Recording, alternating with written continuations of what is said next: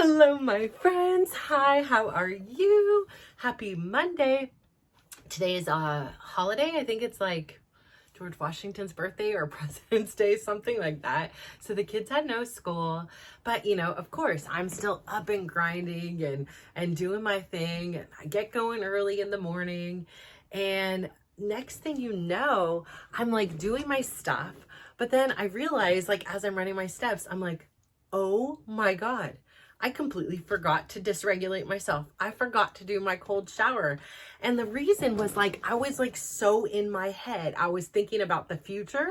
I was like, okay, like I didn't want to go to Costco today, but I needed gas, and like I didn't have enough gas for the week. So like I would have to go eventually anyways. And for some reason, the Costco gas is the only one that my Big Bertha over here, my little old lady, my 2007 truck likes. And so I am pretty loyal to my Costco because it keeps her going. And it's like, look, whatever makes Bertha at her 200,000 mile mark happy, she's getting, okay? She's earned it.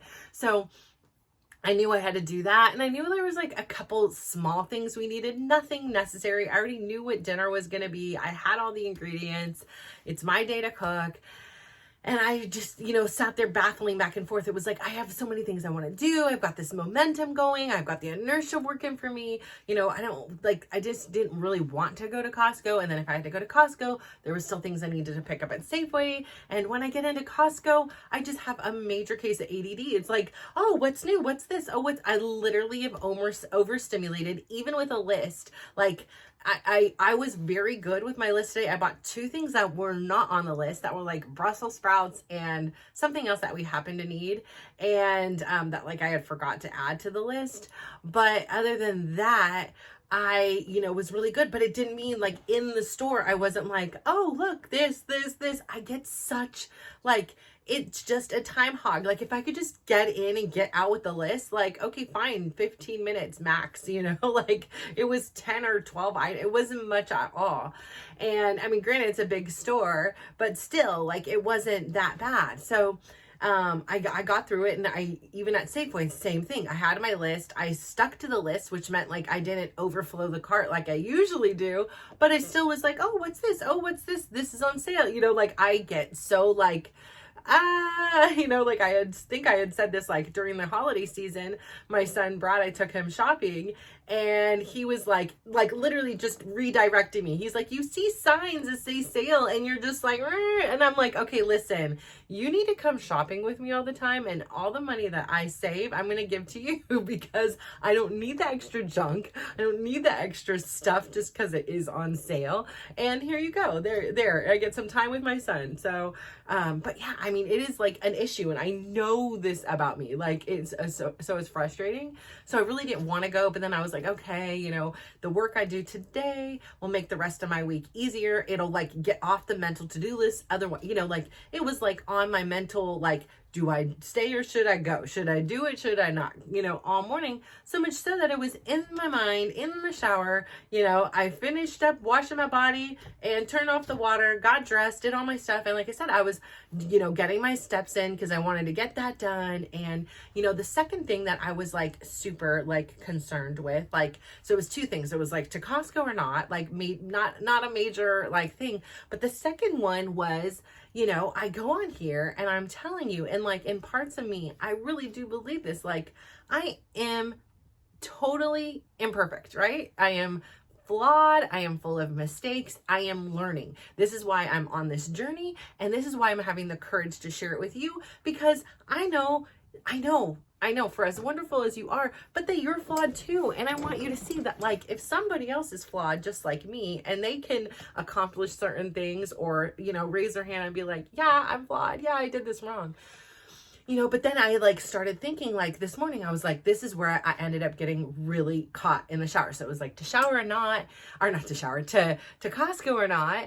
And then I started thinking about the videos I did yesterday, and I started thinking about the pictures I took. And I was like, should I just do another take? Like, should I do my hair and makeup again? Should I, give it a couple more shots. Like there's other things I could have said, you know, maybe I would have had more energy. I was taping some of them late at night. I was already really tired at that point. You know, like I was totally second guessing, and I'm like, wait a minute, why are you, you know, again, so that was like the right-handed default. And then the left hand, I was like, okay, so what is the goal here? You know, do you think if you did it 10 more takes, it's going to be so good that they're just going to be just blown away and it's going to make such a difference between the other ones? Yeah, maybe you say this instead of that, or you do this instead of that. But really, is it going to matter? I mean, you are who you are, and that's going to show through either way. And if not, then that's okay. It just wasn't meant to be. And so I think when it comes to things I still really care about, I have such a high bar on myself. Like I have high expectations, you know, I want it to be good. And there's a part of me that's like, you did it, and that is good. Like the fact that you even filmed is more than a lot of people that watch the show and are like, yeah, I want to go on this. So like you've taken it a step further, and you did all the hard part. Now all you have to do is just submit the stuff. And so, and make this choice, which of the few videos that you did record are going to be the ones that you submit to each one of them. And so, you know, it's an interesting experience because it's like you want to show your best effort. Like you've got a 3-minute elevator pitch. And I am not the most concise person, as you can see. And so to sum up me and my energy and why I would be good for the show in 3 minutes, that's just a very challenging task for somebody like me. And, you know, it's like with anything, you can, you know, my kids can write college essays, and then, you know, they sound great when you submit it, and then you read them 2 weeks later and you're like, ew, you know, like this word was just reused in this paragraph. Like you just miss it. Like you have a blind spot to so many things right in the moment. But when you step away from it and then go back to it, like it's like suddenly your vision becomes clear again. And it's just such a strange thing because, you know, it's something that like, and I think like for me, like why does it matter so much? And I think it is because like I'm such a person that like I'm a visual person. Like I do well when there's like an example and you can say, okay, this, I did XYZ and this was the result. You know, I made this mistake. This was the lesson. You know, I do really well at that. And I think that I am really beginning to believe in the magic of it. Like if everything that I say here, like it is a proven system. And so I want this opportunity to say, see, look, like I did it here, and to show more people that this works. And so I like have this thing to like, to reassure others in addition to like myself, to be like, yes, it is valid. It is true. And, you know, so yeah, it was just an interesting thing, but I got so in my head and I was so out of the present that I wasn't paying attention to what I was doing in the moment. I was just, you know, one thing led to another. It's like if I was going to film, then that meant, okay, then maybe I was going to put on the makeup right after the shower and then do the filming and then do the writing. It was like deciding this big thing was going to affect my day. And I had so many things that I wanted to get done, like mentally.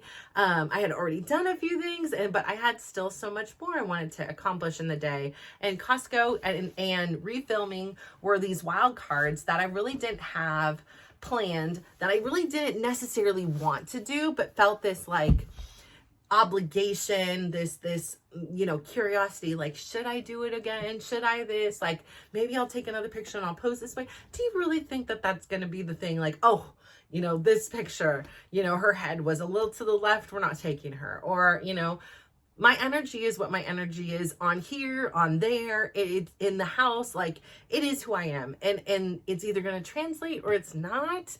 And so, you know, I just have to put my faith in like who I am. And if that's what they're looking for, great. And if that's not, there's so many other opportunities to do other things. Like I'm going to be a-okay. It's not going to, you know, cripple me. I'm not going to be crying in my bed. It just wasn't that time or whatever. So like I say, I have to remind myself to be present. And so after my run, I was like, that you don't just, you know, you remember now, so you don't get to like get out a thing, and you're here worrying about, you know, your limited time, and now actually not being present in your time you've now like delayed your schedule a little bit more. So I undressed, went in and just did a cold shower alone. So that was not very long, a couple minutes max. And, had to dry off, get redressed again. But I actually, like, once I did it, I was like, like it felt like, okay, my day was ready to start. Like I was kind of discombobulated before then. And so it became clear to me, I'm like, listen, I'm just going to get the shopping part done so the rest of the week is smooth. I don't have to worry about when am I going to try to squeeze it in and fit it in amongst all the other things that I have to do. So I went and did all that. I had a good time in there. Like I honestly, like I just listened to my music and I just like was smiling at people and people were smiling, looking at me because I'm just dancing through the Costco. I'm like, yeah, you go, have a good time, whatever. So I had a good time actually, doing something that I really was not looking forward to. And, I came home, I put away groceries, I did everything. And then I did like some stuff, like I started doing some work, but it was like work that like I could kind of, it wasn't like things that I needed to be dedicated and focused on. It was like, okay. And so I was like, you know what? Like I am now in this kind of like, I'm thinking about Survivor. So I'm like, I was in the Survivor mode. I have 2 seasons sitting on my box, and Chris had watched 1 season just recently and he's watching the second one currently. And he said that the, season 44 was like really good. Like he liked everybody on the episode or something. So, I was really interested in watching it. And so I first was like sitting in my work chair, doing my work. And then I found myself, like it was raining. Actually, I saw something really cool too on the way to Costco. It was the first time in my entire life I was like, whoa, I've never seen this. It was like a rainbow, and it wasn't like up in the air or like this. It was literally across the whole horizon. Like, and it was just, I was like, whoa, it's like on the ground. Like this was really cool. So I don't know. I thought it was super cool. I took a picture. My kids were like, maybe it was just the angle you were at. You were above it. And like whatever. I don't know. It's been 47 years. I've never seen a rainbow that way. Thought it was cool. Took a picture. I will have that picture in my mind forever. And now I have I know I was on the freeway. I shouldn't have took a picture, but I have it on my camera roll if anyone ever wants to just check out what rainbow on the floor looks like. So anyways, I like did something I haven't done in so long. So I was sitting there on my work chair doing my work on the computer. Then I even got like my little massage like thing that Karina got me for Christmas. It's like a little like black back massager thing. So I plugged that thing in. I was like, oh, that's just fun. Like I just felt so relaxed. I was like, okay, with the rain coming down, and I put on the TV. I like literally can't even tell you besides bed, like the last time I've watched a show besides the Super Bowl or like a football game. And I put on Survivor, and then like I was there for a little, like an episode, or it was like a really long episode. I think it was like 2 in 1 almost, like, so I was in there for like the equivalent of 1 episode, which was like half of that.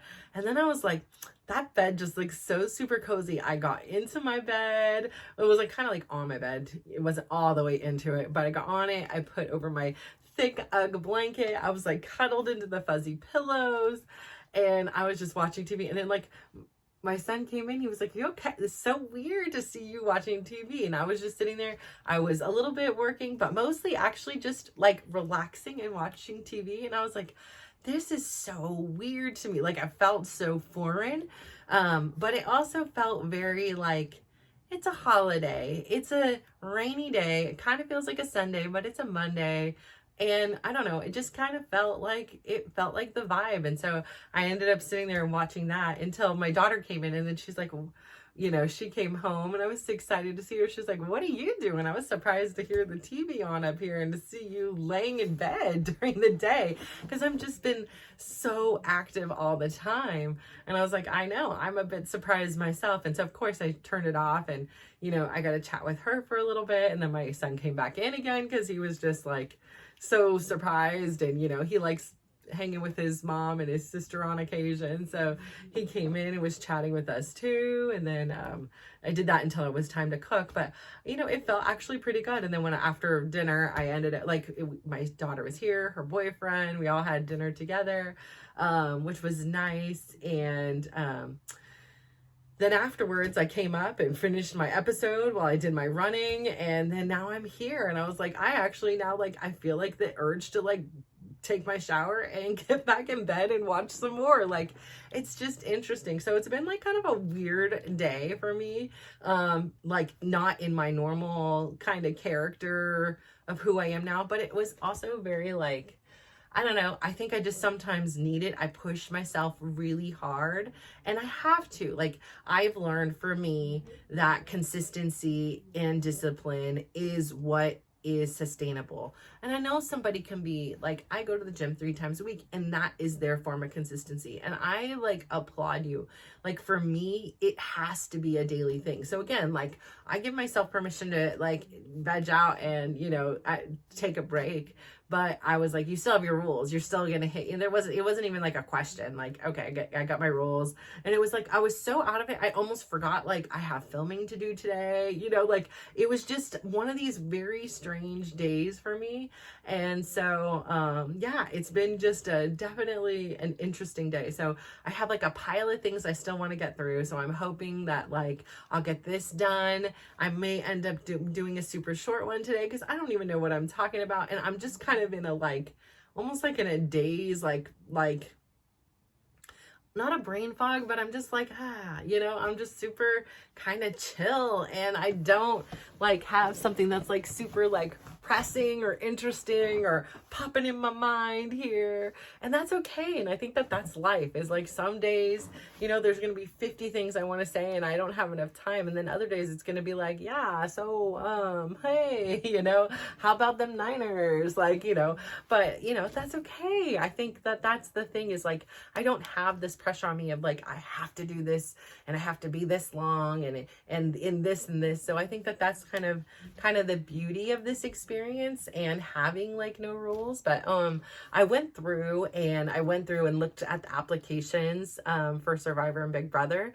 And, you know, I went through and then like, I was like, you know what? I'm going to like Google the name of the lady that had contacted me before. And I looked at my old email. So I was like, hey, why not? Like I have her email. I'm just going to send her a shot. Like after I put in my application and be like, hey, it's me again. You know, hopefully, you know, things are going well. Just submit a new application. Say something, right? Like what do I have to lose? I have this contact information from, you know, from the looks of Google, she still works there. So, you know, hey, why not? What is it? What do I got to lose here? And anyways, yeah, so that's that. And I'm trying to think what else is going on. I know that there was something else that I was like, oh my gosh, yes, I'm going to talk about that. Let me think. How have you guys been? Like, what's been going on? Are your day ones working good for you? Like I say, I've been thinking a lot about, you know, when I was big, and I was thinking a lot about how much courage that took for me to make that decision each day and do that. And to like, when you feel those little triumphs, right? You get that confidence, you get that dopamine hit. Like there's something about it being small. And I'm not a person that's like, I'm on the same turn. I'm the person that's like, shoot for the moon, you know, like if you miss, then you're up in the stars. You know, I totally believe that. But I also do believe it's like good to have like really big goals, but it's also good to have like little things that like you can achieve. Like my goal is to, you know, cook twice this week, or my goal is to, you know, work out 3 times this week. Like whatever it is like something that's achievable instead of being like, I want to lose 100 pounds. Like that's cool. And you will eventually get there if you keep with it.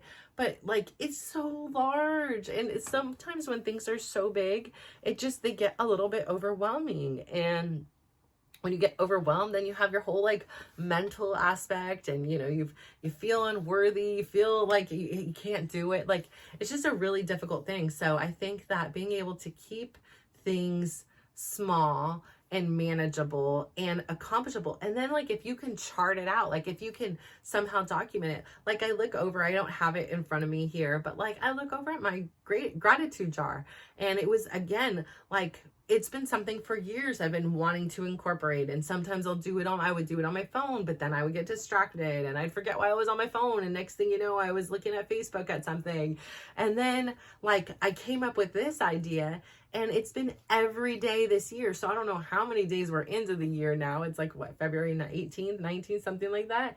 And that jar is getting more and more filled with colored papers. And I look over and I love it. I'm like, that is like such a beautiful life. That is such a great thing, like to have, to like document, like at any time I can open them up and think of like something that's going to put a smile on my face if maybe I'm in struggle, or just looking at it and say like, that's so cool. Like so many things went well for you in your life that you were able to like do that. It's so exciting. So I don't know. I think that this is going to be a really interesting week. My son has just decided to do track in addition to doing soccer.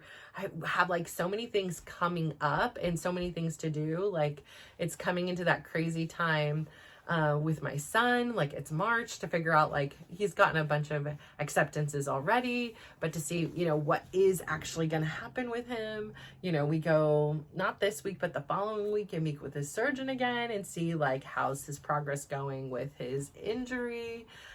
Just like a lot of things are changing. My daughter's going to be graduating college shortly. So is her boyfriend. My son is going to be graduating high school. He's going to be finally returning school because I cannot get any more extensions for him as much as he'd like me to. And then I think it would be too much of a challenge to switch to the online schooling, which he would love to do. But like 4 of his classes are not like transferable into that. So you know, it is what it is. But I say all that to say, like in transition, like it's a difficult time. Oh, and I'm taking one of my sons in early March to Vegas for a soccer showcase, and you know, there's just like a lot of things coming up, and there's like a lot of project things I like looming that I really want to be working on, and I really want to just get into that completion mode. Like they've been just kind of, you know, some things like linger on, like, you know, on your to-do list for just way too long. And then it either like absolutely gets forgotten, or it just like weighs on you in the back of your mind. And I feel like I have a lot of these like things that like the things I want to do, I'm doing, but like all these things I don't really want to do, I'm kind of procrastinating on. I'm kind of like avoiding because they're like not fun. They're, you know, they're not calling to me, you know, it's not like a squeaky wheel right now. So I got to get a better system going for that. I also want to say, like, shout out to Simone. She like ended up the patisserie. She ended up selling out even earlier on her second day. And like I saw on Facebook today, she's like already ready to hire people. So again, like, go out there and chase your dreams. And I think, again, a big part of her success, at least part of what it speaks to me, is her absolute honesty. And that, like, you know, from the whole journey of seeing the whole ups and downs and the thing, like, we're all rooting for you. And oh yeah, by the way, the product is amazing. You know, so like, of course, like, yeah, we would all love to support. And then if you went and ate it, you were like, ew, gross, you know, like it'd be a little more challenging, but I still think we would do it. But by the way, her stuff is so freaking good. I am like so excited to like try something next weekend again. I'm hoping like, okay, like on my schedule, like go on Friday when, you know, early in the morning after I drop off my son at school. My goal is to like head on out to Livermore and go pick up some goodies for the weekend. And I'm like literally going to put that in my calendar. I'm like, I'm going to conserve my goodies. Like, yeah, I ate some overnight oats and what else, you know, the little energy bar things. But listen, those things taste like nothing compared to her goodies. So I'm excited for that. And, you know, again, today I had this opportunity. So I still had that photo of me printed out. And both of my kids, like it was on my dresser, and my daughter was like, why is this here? Like, why do you have this printed and in color and just sitting here? Like, and I was like, I don't know. Why don't you? Like, would you like to frame it? And she's like, I don't think so. No. And then my son came in and he was like looking at it, and I'm like, why aren't you looking at this poor lady's eyes? Why are you looking at her stomach? And obviously it's hanging out there, right? And he was just laughing. He's like, well, first off, your eyes are covered by a pink phone. And so you know, he was just like, you know, it's shocking, I guess, for them. And then they must have their own experience because that's who they grew up with, you know. And my daughter calls her glamorous. She's like, oh, mom in her glamorous stage, you know. She was hangry all the time, and you know, so it's interesting to see and hear their versions of what I was compared to who I am now. And I was like, well, what am I going to do with this picture? Like, do I just throw it in the garbage? That seems so rude. Like, so I kind of it kind of was lurking around today.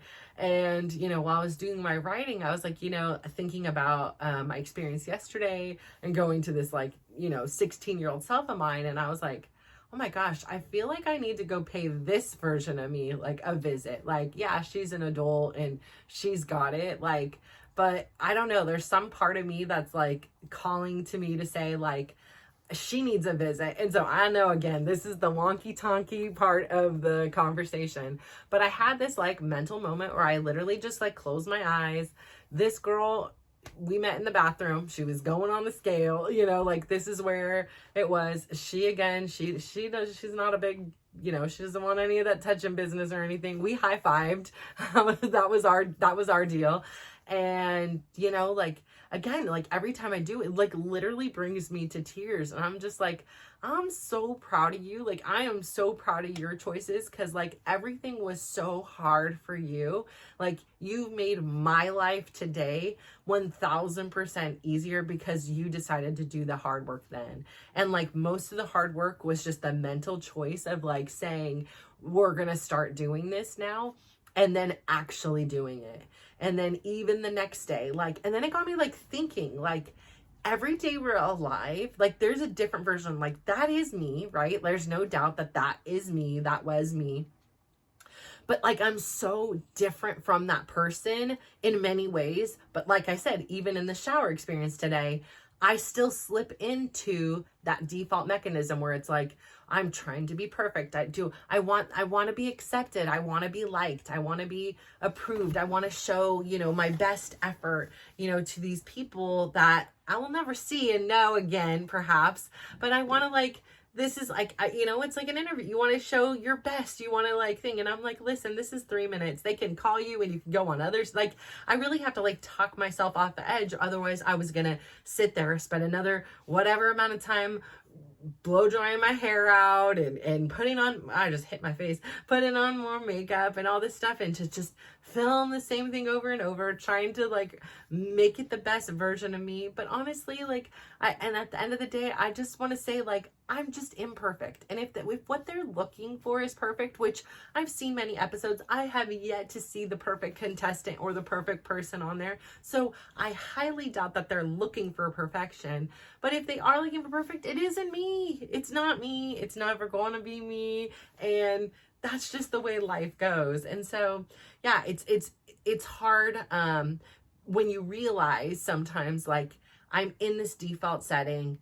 How do I get out? Like, I'm not going to beat myself up at it. Like, and previously it would be like, okay, I'm watching the video and be like, oh, you stuttered here. Oh, you know, it's like, I was looking for faults in myself and I was just really mean about it. And now it's like, oh, you know, it's a giggle. It's like, oops, you know, whatever.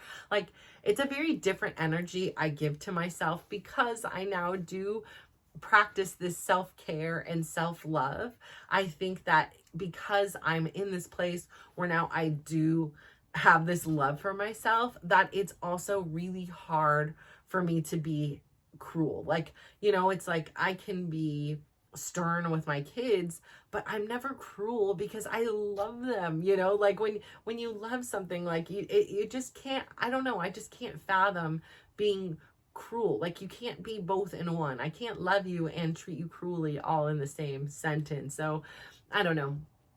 But it was really fun today being out in the world and just, like I say, practicing my preach and like smiling at people, waving at people. And it's funny too, like when you wave at somebody, they're like, and then they're kind of like, do I know you? You know, like, so that's always one of my favorite things to do. I was hoping to see somebody walking on the street. I was going to open my window and be like, have a great day. Like, I was in that energy and vibe this morning. I was really like having a good one.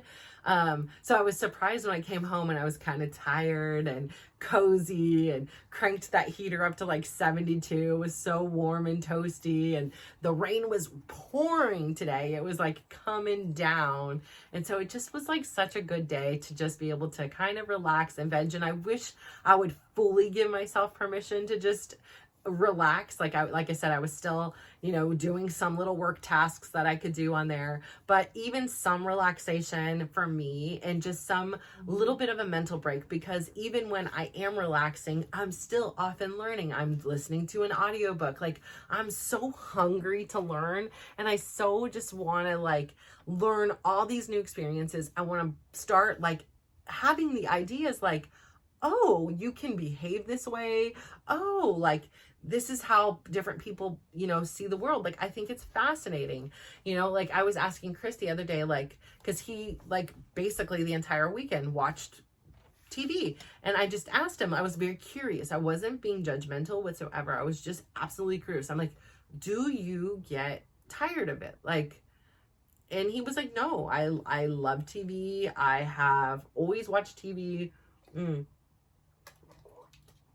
Would I, be having more fun out at like a game of one of my kids or going someplace? Yeah. I mean, if somebody said, hey, let's do something, I would do it. It wasn't like I wouldn't, but nothing else was happening or nothing else was going on. So, yeah. And he kind of started getting like defensive. I'm like, oh, no, I'm not judgmental. I'm not like being judgmental. I'm absolutely curious because again, like I have my default settings, and my default settings are not to like sit and watch TV, but I'm interested in like, oh, there are other possibilities. And just because I learn about other possibilities, I can try it. I can experience it today and say, oh, this is an interesting thing. Does it work for me in part of my everyday life? Yes, no, whatever, that's for me to decide. But if I only know my point of view, if I only know my story, then I'm not getting the education or the awareness that there are different ways. So that's why I think I also love hearing people's stories, because everybody does things so differently. I mean, I love watching, even just like tonight when we were eating our food, everybody eats the meal very differently. It was like, some people ate it with a fork and knife. Some people picked it up. Some people added cheese. Some people did not. Some people sliced up the bread and put it in with this. So it was just so interesting to see how it's one simple meal, and you have, what were there, 6 of us here, and 6 people did it differently. And there was no right or wrong answer.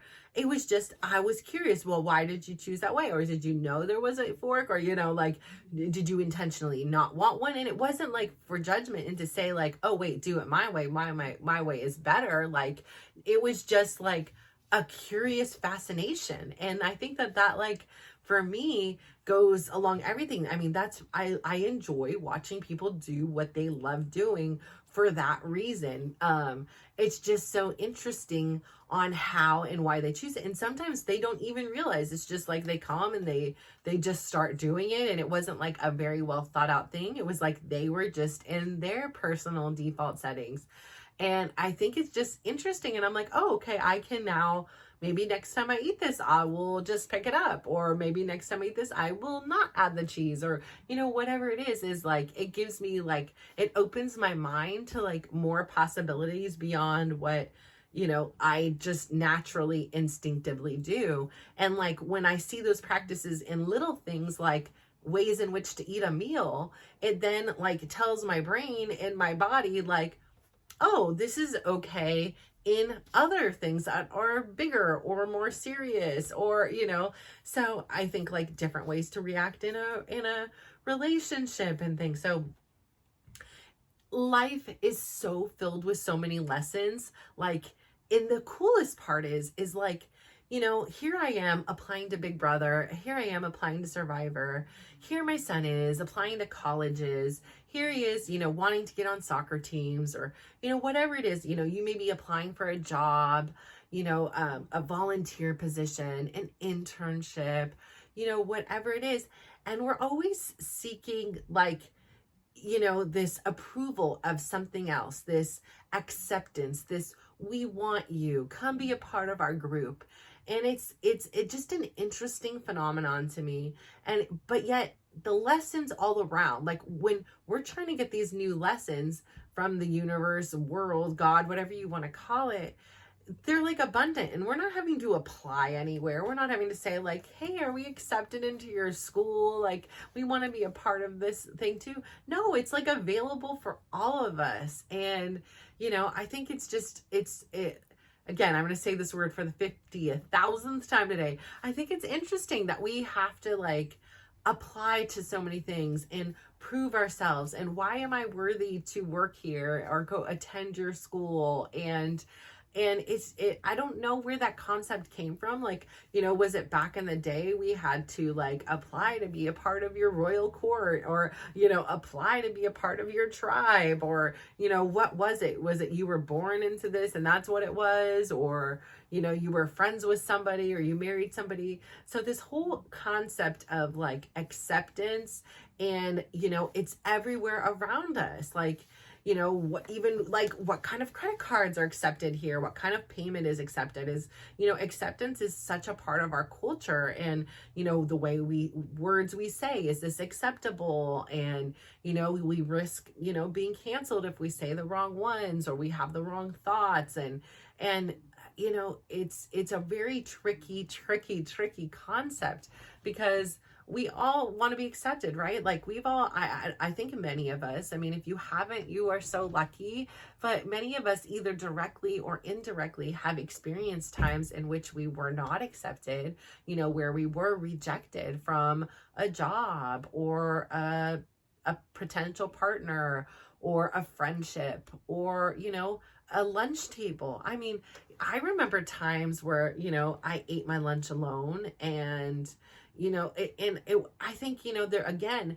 it came down to like, I put so much stock into everybody else. Like, I had all these assumptions that like everybody got an invitation. It was like, oh, please come sit at this table. And if you didn't get this invitation, you weren't welcome. And, you have to have this direct. And I think I just like, again, I think about this a lot in particular with Chris, because it's like, now I know better.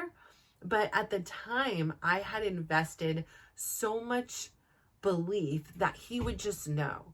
He would just know what it was because I said it one time, or, I made a hint in a movie. He would just know the things that made me happy. He would know the things that hurt me. He would know the things that I liked, and he would know the things that I disliked. And he would remember them.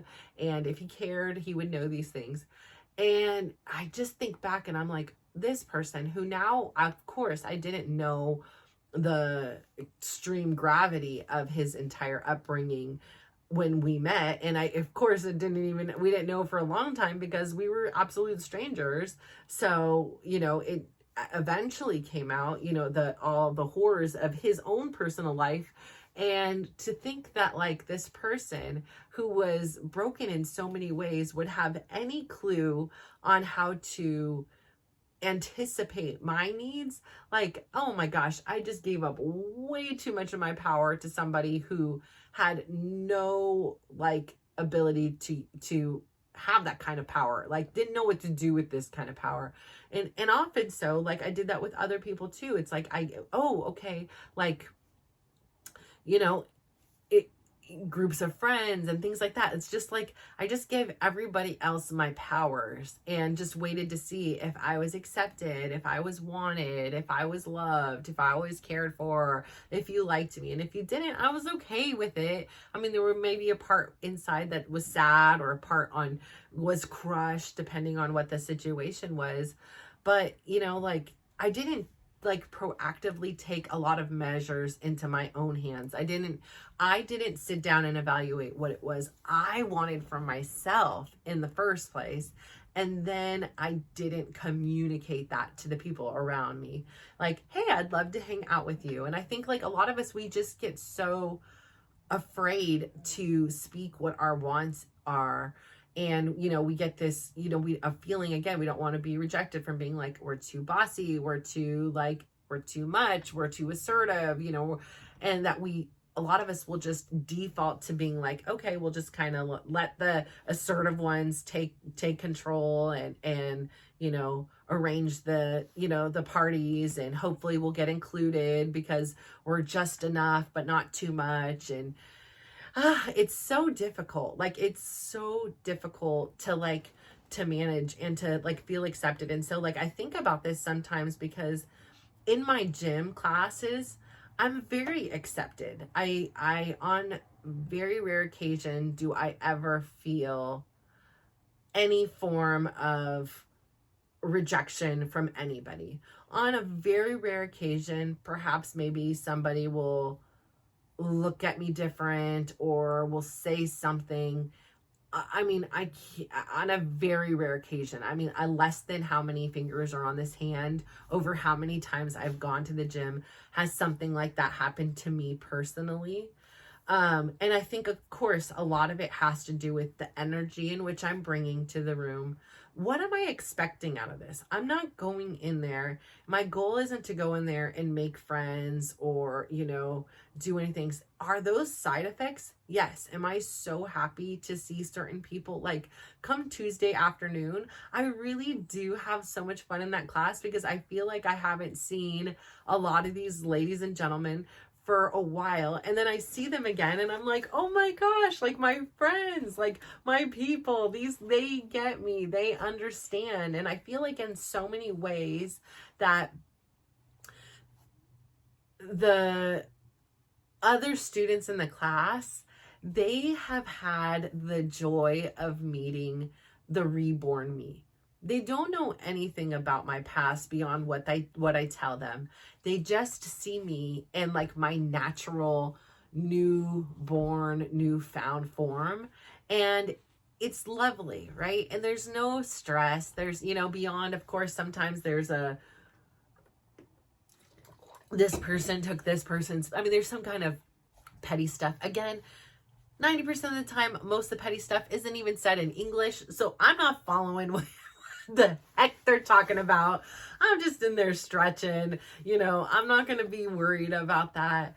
But it's really cool to just have this community and this place where I do feel accepted. And I think a lot about back to it was a Sesame Street thing, I believe. And it was which one of these don't belong? And then on the surface, you would see, if you would look in the classroom, I look very different than most of the other students in there. And you would think that that would alienate me or make me feel intimidated, but it doesn't. I don't feel like that whatsoever. And I think that actually it is my differences is part of what makes other people curious about me and have the courage to come up and talk to me. But it also makes me think, sometimes I get into my own zone because I am there for my own self-care. But then I think, when I drive home, or when somebody comes up to me that I honestly have never seen before because I'm just doing my own thing. And then, if I'm in the front of class, my vision is limited like this. I only see this much. But when I went to the back of the class, it was oh, wow, I can see, this. And I'm there for myself. So I'm not necessarily there to see what everybody else is doing. But it gives me this chance to I want to see you. If you've seen me, especially I want to say thank you, and I want to see you. I want to celebrate you too. We're a community here. And so I really want you to feel as excited about leaving this class as I do. And so it's just a really interesting dynamic in there. And it's so beautiful.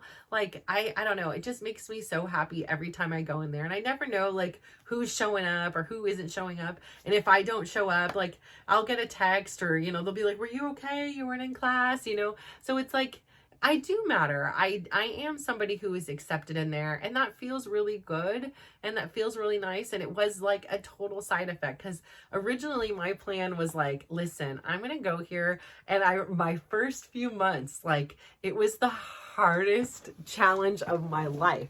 So again, I tell you, I go to I have to go to the extremes, right? So here's the Goldilocks point. Here's too rough. here's too soft, here's Goldilocks. But I often go from like too rough, and then I'll go all the way to too soft and be like, okay, that doesn't work. And then I'll find the Goldilocks spot.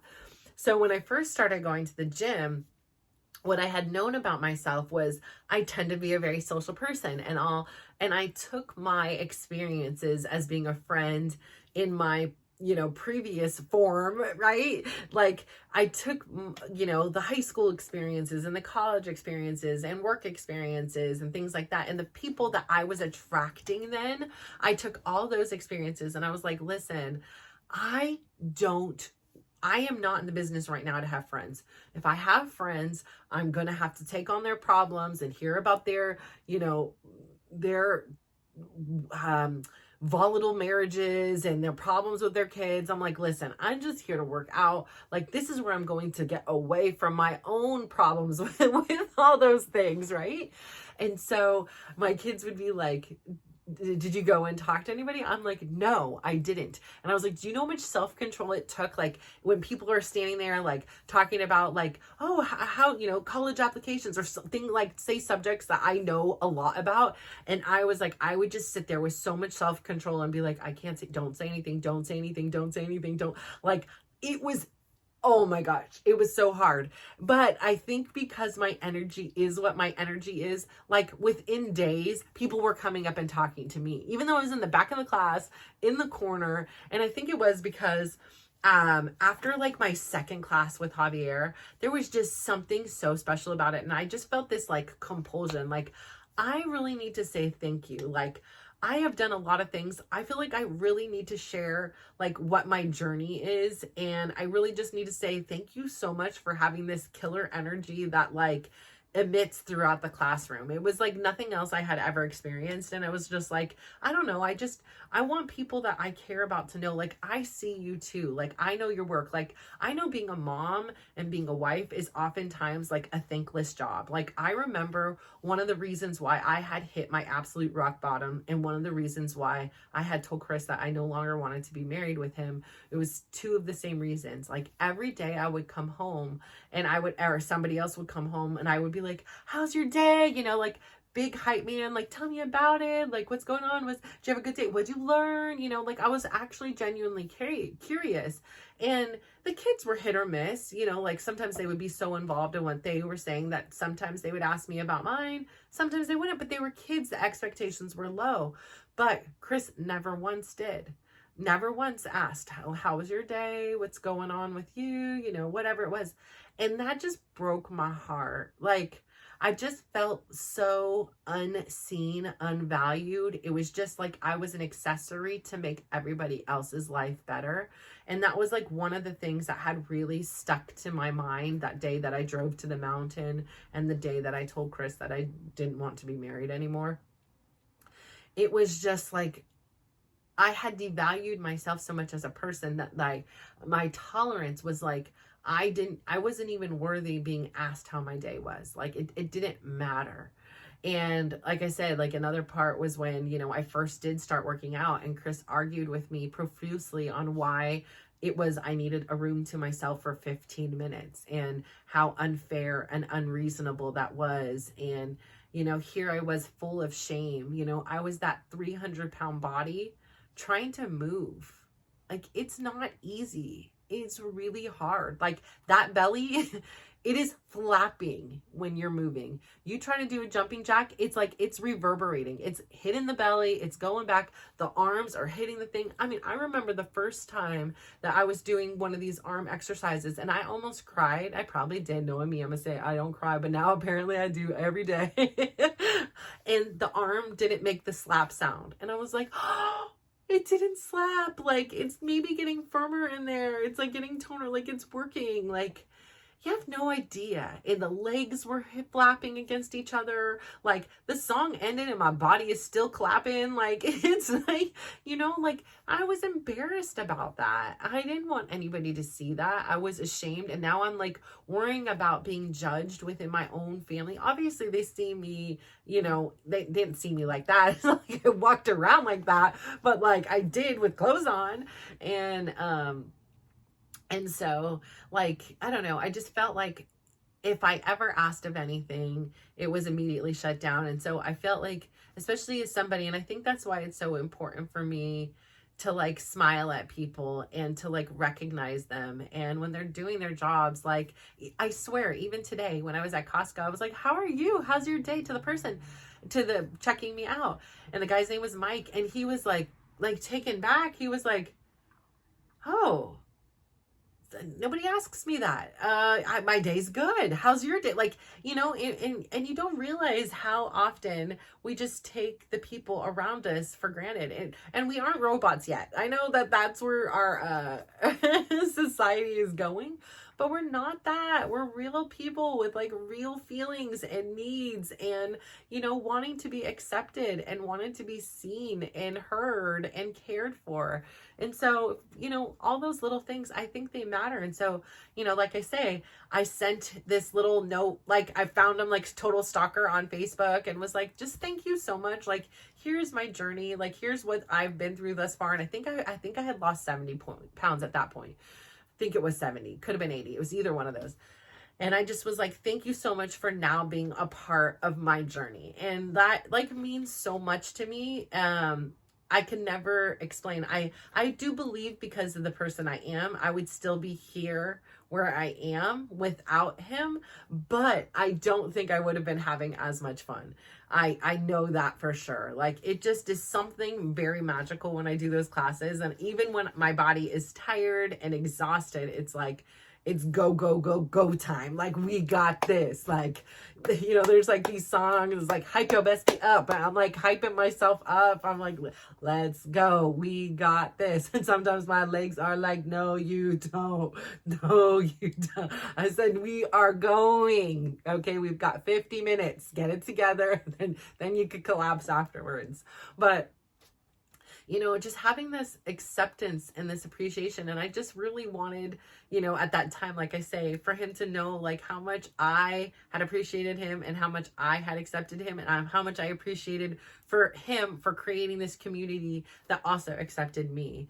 And I think that that's super important. So, it's an interesting concept, right? Acceptance. Like you are born and hopefully you're born to parents that accept you right away. But then again, there's some parents that don't. I mean, there's parents that abandon their kids. There are parents that, you know, aren't able to, you know, for many reasons, accept like, this is my child or whatever it is. And, you know, we just want to be accepted from that minute we're born. We want to be cared for and loved. And not all of us get that opportunity. And then sometimes we get these opportunities like, you know, I talk about the things that happened with my mom. And I, you know, I think it's part of my healing because, you know, even still, like I can say, like before I never said it, before I never talked about what I had seen happen when I was a 3-year-old little girl. I never talked about it. My dad would bring it up and I just sat quietly still when he would talk about it. I never talked about it with anybody. I didn't talk about it with my grandmas. I didn't even talk about it in therapy until maybe a month and a half ago. It was something that had happened. And over time, I've recently been able to speak about it more. And it's like, it's not this hidden thing that we just cleaned up and pretend that it didn't happen and, you know, created this, you know, false story as if what my memory of what it was wrong and what they were saying was right. So it like made me have a lot of self-doubt. I'm like, I saw the whole thing. I had the images of the stuff dripping off me and the walls and the carpet and the sink. Like there are things, even at 3 years old, I remember going down the stairs. I remember it, thankfully she was a nurse. I remember them saying she was in seconds from dying. Like I saved her life. And like, and I didn't even dawn on me until just recently, like, so that's where I put my superhero cape on is then, because I had this idea that I could save lives and it was my job to fix things and to protect my younger brother and I could protect my mom and I couldn't protect her, but I could save her when I wasn't able to protect her. And so, you know, I think that it's just really interesting how that happened. And again, like I used to say when I was younger, and people would look at me and be like, I'm so sorry, like your mom isn't in your life. And at first they would always all think she was dead. And because, in the 80s, men didn't raise their kids like as teen dads, single dads. That didn't happen. It's more common now, but it's still like, oh, dang, you're doing that. It's still not the norm. And so people would be, especially teachers and stuff, would be like absolutely so confused. And the funny thing is, like I always say, like, honestly, it was probably the best gift like she could have given me, for real, because her and I are very like similar in some ways, but very different. And my whole life would be very different had she been in it. But because she wasn't, like, I may not have had her acceptance, like, or so it seemed, because she wasn't there, right? And so on paper, you can be like, she doesn't like me, I'm not a good enough daughter, maybe I'm not pretty enough, my hair's not blonde enough, it's not curly enough, it's, my eyes aren't green enough, I'm way too much, or, I can create whatever story in my mind to prove why my mom left, besides the fact that my mom left for whatever her reasons were. And somehow I translated it into my fault. And then I furthermore took it as like I was always in worry because I wasn't there to protect her anymore in case she wanted to inflict harm on herself. So there was always this running background theme of worry because there was all this uncertainty. There wasn't cell phones. She barely called, and if it was from a payphone, and on occasion the payphones would cut out because she would be out of money for the conversation. And she'd say she'd call on Friday, and I'd wait by the phone on Friday, and no phone call would come. And so it was a very erratic kind of relationship. But because of that, and I don't say all this to be mean to my mom, because she's a nice person, and honestly, she did the best she could with the tools she had and in the situation she had. Like, I am not mad at her whatsoever. I absolutely forgive her. And if her as a mom believed that was what was best for her kids, then that was probably what was best for her kids. I mean, there's things and days that I am believing I am doing what is best for my kids, and it may have turned out I was wrong, and it may have turned out I was right. And but the intent behind it, the love that's behind, I know that without a reasonable doubt now I know my mom does love me. And I can only imagine that love from a mother to a child doesn't differ between, person to person. So I know how much I love my kids. And then if my mom loves me that much, I know she loves me, And so, it's just so hard sometimes, life, right? Like, you have these situations, but by her choosing to leave, I also received the acceptance of like people in different ways. Like, I had my grandma in my life, and I had the acceptance of my aunties and my uncles. Like, so I did still very much have love, and I was shown love. I just didn't have an everyday reminder or an everyday presence of my mother's love. And I know that must have been really hard for me. And I think that they're probably, and I've always been like, I forgive you, like, again, I'm still very like, I understand, but I can tell as I'm talking about it, there's still probably some unresolved hurts that I'm not even aware of, like, until I start diving down this and going down these roads. And I'm not a person who wants to live in the past, right? However, our history has so many details, and I'm like, each day I'm here doing this or I'm writing like more of these details. And I think it's a part because of where I've come, how far I've come in this journey. And now I'm in this phase where it's like, okay, you have the tools and the ability to understand and heal from this. Like, you remembering this and you feeling those hurts again, it's not going to just simply hurt you more. You're going to finally be able to heal that wound and release it. And I think that's the phase I'm in right now. And I 1000% believe I've been able to get to that phase by integrating in the meditation and the cold showers, by destabilizing myself, dysregulating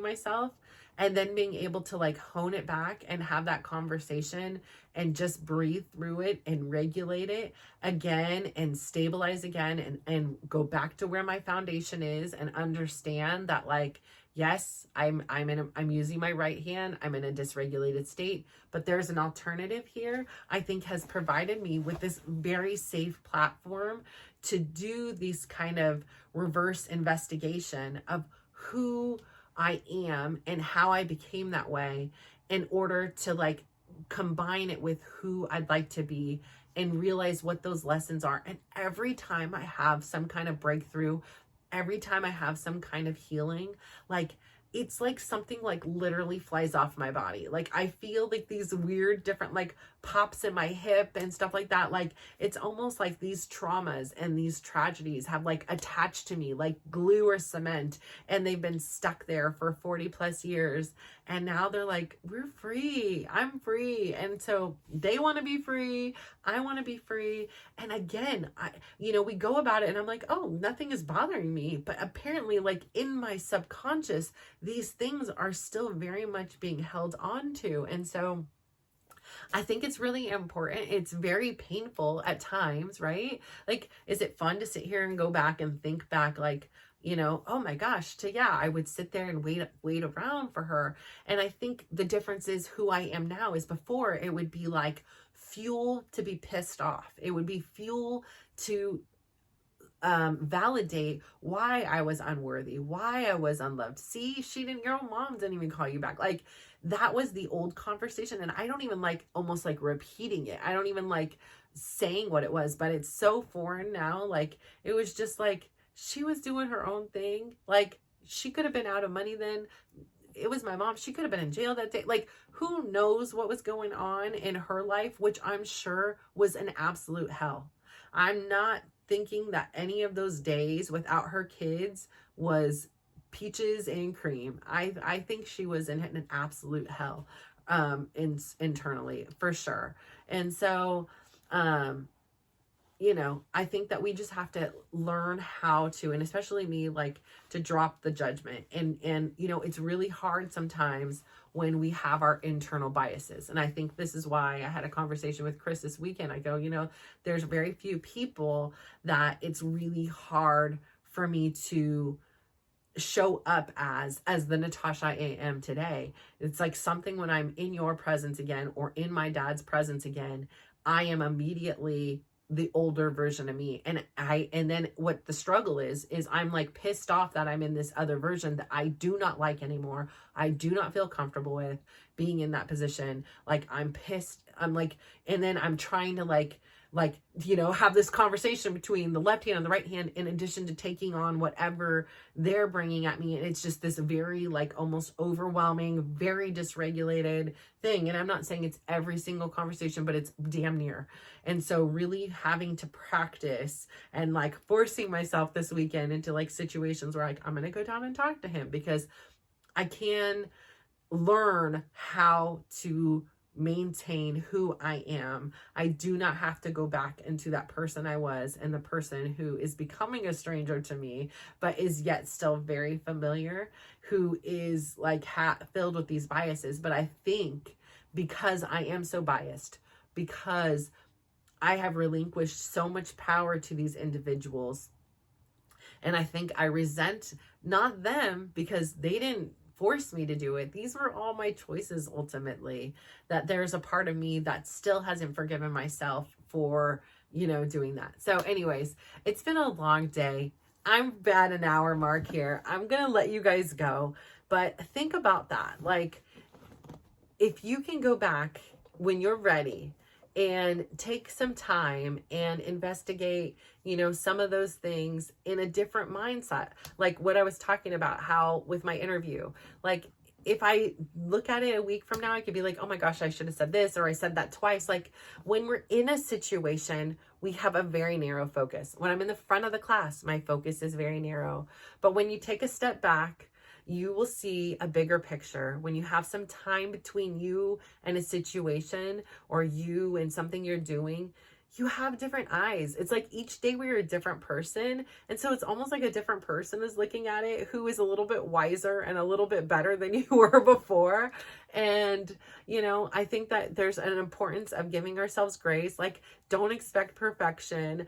And know, if anything else, like, learn how to accept yourself and know that I accept you for who you are. I'm absolutely curious about you. Like, no judgment. I'm just very fascinated to understand, like, the ins and outs of, like, why do people choose what they choose? Like, you know, is this, like, was it thought of? Was it not? Was it just instinct, or is it just random? Like, so yeah, I say all that to say thank you so much again for tuning in. I'm so excited to be with you here today. I'm going to go check out another episode of Survivor, season 44. So don't spoil it for me. I'm going to have to binge watch it through so I can understand who wins and what's so great about this season. But so far, I'm excited about it. There's some really cool characters on there, and yeah, I think it's just so awesome that when they're sitting around talking and laughing, not about the strategy part, like, yeah, that's all fine, you know, whatever. But it's like when people are talking about their families and their life and where they came from, like,